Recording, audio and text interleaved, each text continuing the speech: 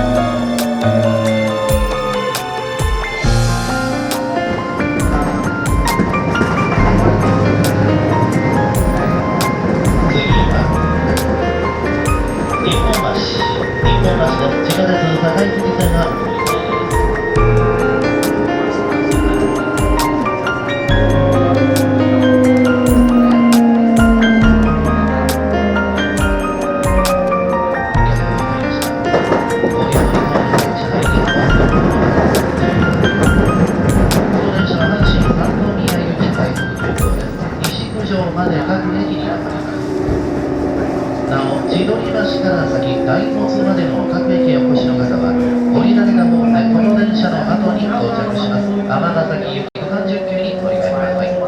ご利用乗り換えの際、車内にお忘れ物のないようご注意ください。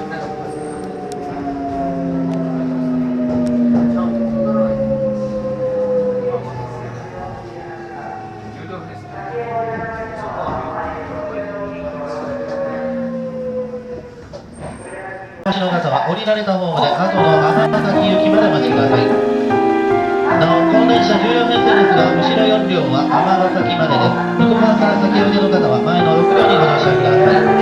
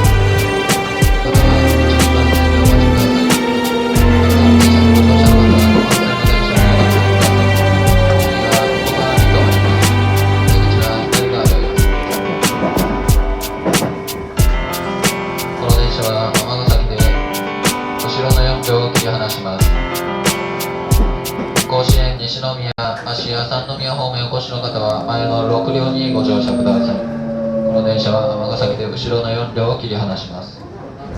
前の6両にご乗車ください。